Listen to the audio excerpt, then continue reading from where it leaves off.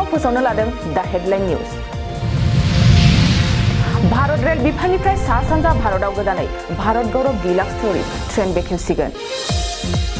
जगिगफानि गंसे मन्दिराव प्रसाद राननायाव नांलाय खमलाय जानानै गोफार देगारजों बुजाना जायगायावनो सासे सुबुंनि जिउ खहा। सोलिफु मेट्रिक आनजादाव आसामनि गुबुन गुबुन सेन्टारनिफ्राय 9 हिनजावसा आरो सासे हौवासा फरायसाफ्रा आनजादाव नकल खालामनानै एक्सपेल खालामजानाय खौरां मोन्दों। गहपुर सहरनि मोनसे फोथारनिफ्राय 1 बोसोर बैसो उन्दै गथ'सानि गोथै देहा बोखांदों।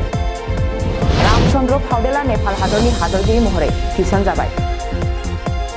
बर्डार गावस्कर ट्रफीनि फाइनाल टेस्ट मेचआव थांनाय सानखालि अस्ट्रेलिया भारतनि हेंथा गासै 255 रान लानो हादों।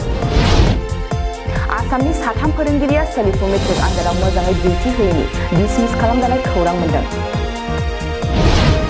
आफगानिस्तानाव गिख्रंथाव बम बेरनायजों तामिलनाडुनि गभर्नरजों लोगोसे 2 सुबुङा जिउ खहा।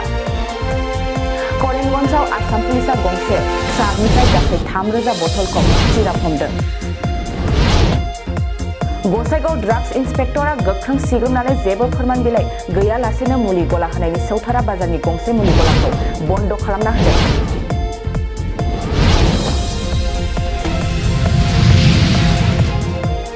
दिनैनि दा हेडलाइन निउजआबो एसेनोसै। गोजोन्थों।